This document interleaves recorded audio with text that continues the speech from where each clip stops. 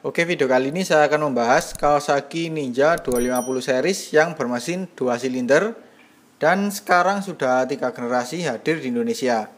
Nah, di sini saya akan bahas perbandingan atau lebih tepatnya apa saja sih perubahan spesifikasi dan fitur dari generasi 1 hingga 3. Supaya lebih mudah dalam penyebutan, saya akan ganti namanya menjadi V1, V2, dan V3. Dan seperti biasa, saya akan bahas melalui beberapa poin berikut ini. Untuk itu jangan di skip-skip videonya dan tonton sampai habis ya. Langsung ke poin pertama.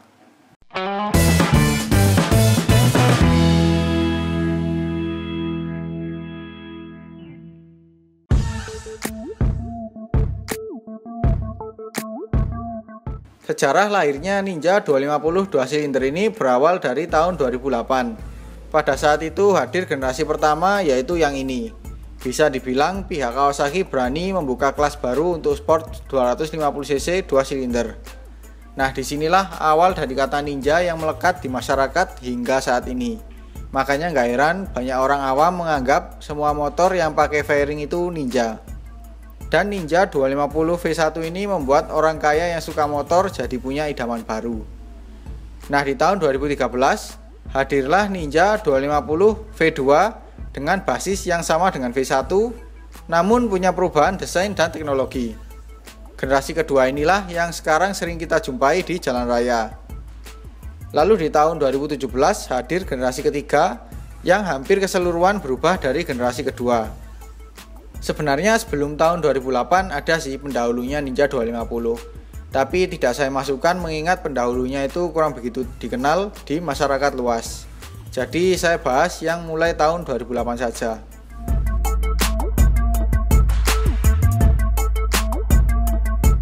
Bicara desain, ketiga motor ini memang punya garis desain yang beda karakter. Yang V1 terkesan membulat, V2 lebih tajam dan aerodinamis, sedangkan V3 cenderung lebih kaku dan banyak tekukan.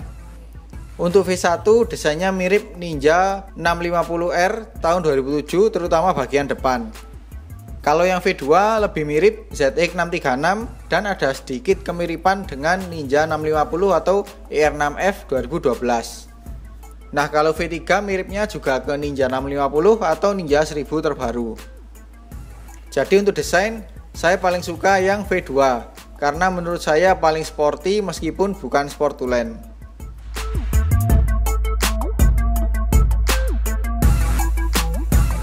Nah, sekarang saya akan membandingkan dimensi ketiga motor ini. Panjang V1 2085 mm, V2 2010 mm, V3 1990 mm. Lebar V1 dan V2 715 mm, V3 710 mm.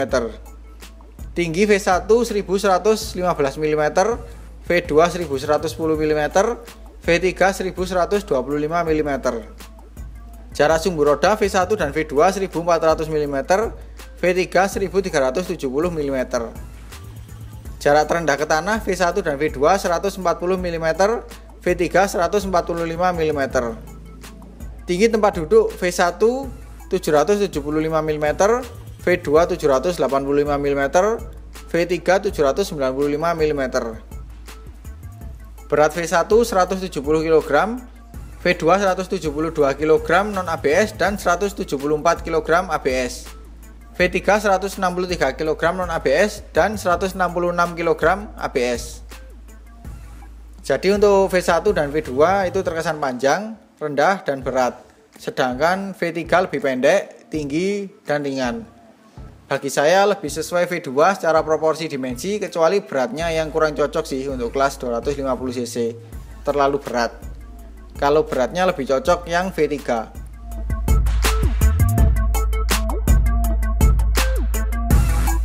Untuk rangka, V1 dan V2 punya basis rangka yang sama ya.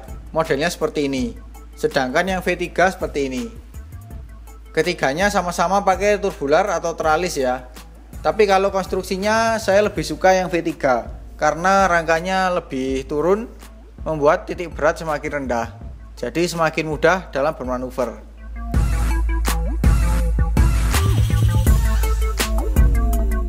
Nah, sekarang saya akan bandingkan spesifikasi mesin ketiga motor ini. Kapasitas mesin ketiga motor ini 249 cc. Konstruksinya sama, 2 silinder DHC 8 klep berpendingin cairan. Sistem pengapian di V1 pakai karburator, V2 dan V3 injeksi. Diameter kali langkah ketiganya 62 kali 41,2 mm.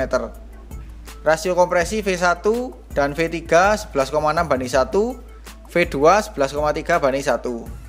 Tenaga V1 31,4 HP di 11.000 rpm, V2 31,5 HP di 11.000 rpm, V3 38,2 HP di 12.500 rpm. Torsi V1 20 Nm di 9.500 rpm, V2 21 Nm di 10.000 rpm, V3 23,5 Nm di 10.000 rpm. Limit putaran mesin V1 dan V2 di 13.000 rpm, V3 13.500 rpm. Jadi untuk mesin jelas saya pilih yang V3 karena lebih bertenaga.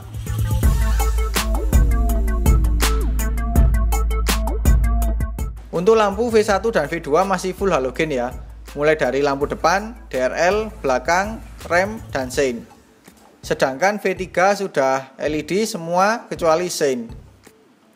Jadi untuk lampu lebih oke V3 karena lebih modern.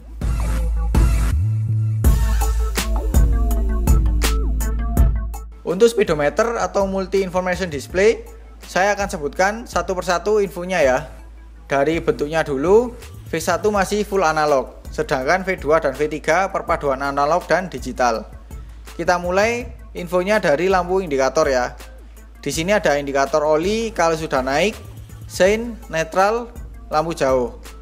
Untuk lampu indikator suhu ada di V1 dan V2. Nah, untuk indikator sein di V1 itu jadi satu, sedangkan V2 dan V3 terpisah kanan dan kiri. Dan yang tidak ada di V1 tapi ada di V2 dan V3 yaitu lampu indikator check engine dan ABS untuk yang tipe ABS.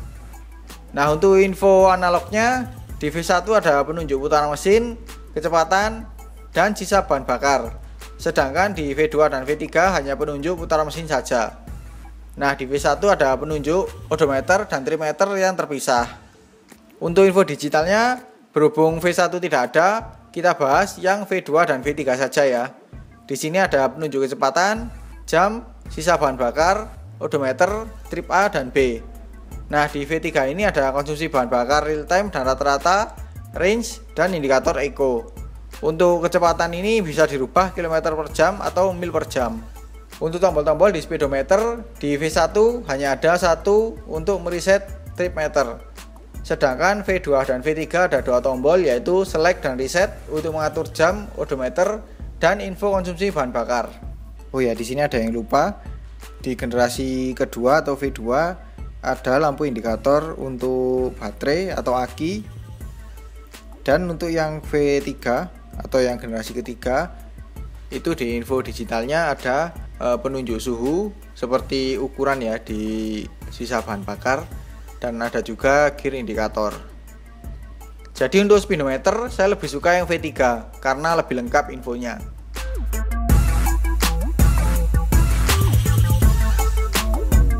Untuk kaki-kaki ketiga motor ini meskipun spesifikasinya terkesan sama, tapi ada beberapa perbedaan detailnya. Dari suspensi depan sama-sama masih teleskopik.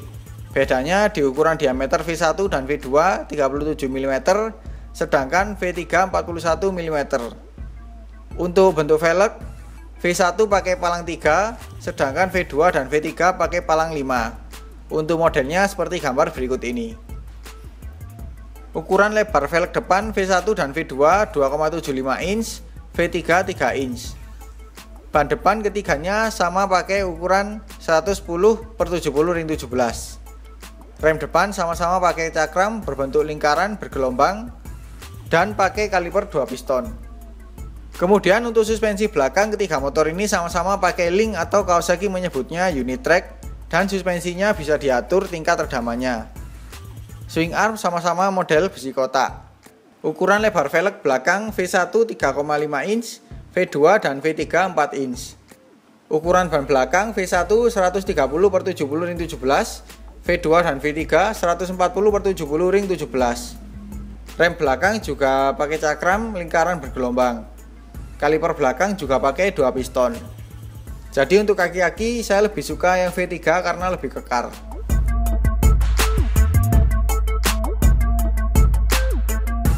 Untuk tangki bahan bakar, ketiga motor ini bagian luarnya masih full lapisan tangki aslinya ya.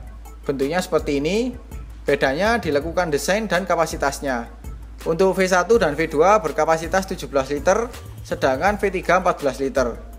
Jadi untuk tangki bahan bakar, saya lebih suka V2 karena desainnya cukup oke dan kapasitasnya juga besar.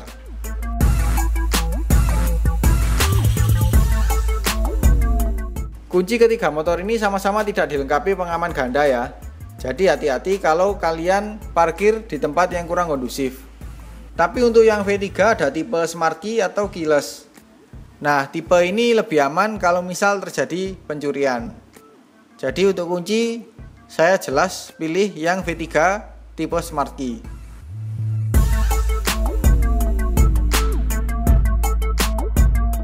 Untuk posisi berkendara, ketiga motor ini cenderung sama ya, terutama V1 dan V2. Karena ketiganya sama-sama pakai stang Apriok. Jadi badan lebih tegak daripada motor Sportulent. Khusus untuk V3 ini rasanya stang lebih dekat ke badan ya. Lalu untuk joknya sama-sama memadai, terutama yang V1 dan V2 yang sedikit lebih lebar dan empuk daripada V3. Jangkauan kaki ke tanah juga pas meskipun nggak menapak untuk tinggi saya 167 cm. V1 dan V2 meskipun joknya rendah, tapi karena ujung depannya cukup lebar, jadi kaki saya lebih mengangkang. Sedangkan V3 meskipun lebih tinggi, tapi karena ujung depan lebih sempit, jadi lebih mudah kaki menjangkau tanah. Untuk posisi footstep juga pas, nggak terlalu naik dan nggak terlalu mundur. Jadi untuk posisi berkendara sih ketiganya nyaman. Tapi kalau bagi saya yang ternyaman itu yang V3.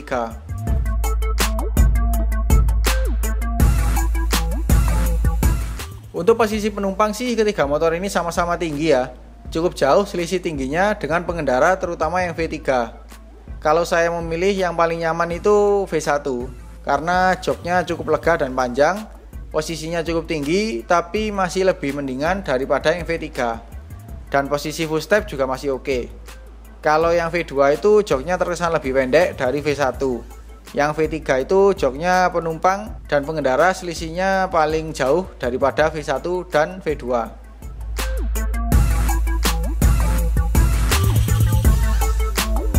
Bicara handling, kalau dipakai jalan lurus itu ketiga motor ini stabil di kecepatan rendah, sedang atau tinggi. Sedangkan kalau dipakai manuver atau belok di jalan banyak tikungan lebih enak V3 karena lebih ringan beratnya daripada V1 dan V2. Juga penggunaan rangka baru yang konstruksinya lebih turun membuat titik berat motor lebih rendah. Jadi manuvernya lebih ringan dan lebih percaya diri. Sedangkan yang V1 dan V2 ini terkesan kaku ya, rasanya seperti pakai big bike. Jadi kalau belok itu badan juga harus mengikuti kemana arah motor.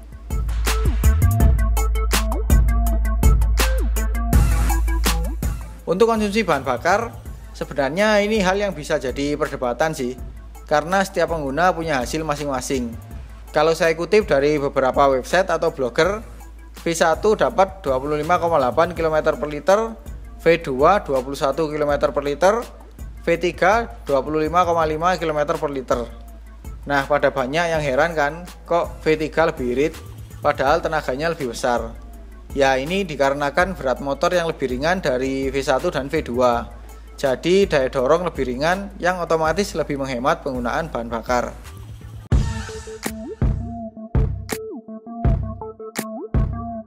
Untuk harga, saya akan jelaskan sebagai informasi saja ya harga barunya, supaya bisa membandingkan peningkatan harga dari generasi ke generasi. Untuk V1, harga awal rilis berada di harga sekitar 45 juta rupiah on the road Jakarta, sedangkan V2 berada di kisaran mulai 50 juta rupiah on the road Jakarta. Yang V3 mulai 61.900.000 rupiah on the road Jakarta. Nah untuk harga bekas, V1 di kisaran 17 hingga 30 jutaan rupiah, sedangkan V2 27 hingga 38 jutaan rupiah. Yang V3 43 hingga 67 jutaan rupiah. Semua tergantung tahun pembuatan, tipe, kondisi, dan yang pasti yang punya motor.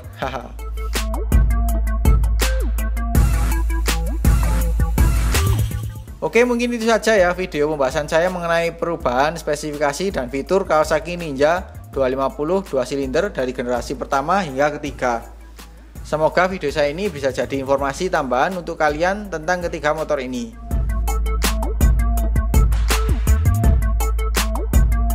Sekian dulu video kali ini. Kalau suka dengan video ini jangan lupa like. Kalau ada pertanyaan, kritik atau saran silahkan komen di bawah. Share juga ke sosial media kalian apabila video ini bermanfaat. Jangan lupa subscribe untuk mengikuti video-video terbaru dari saya. Nyalakan juga tombol loncengnya untuk mendapatkan notifikasi video terbaru dari saya. Follow juga Instagram saya di @mojanro138. Terima kasih telah menonton dan sampai jumpa di video selanjutnya.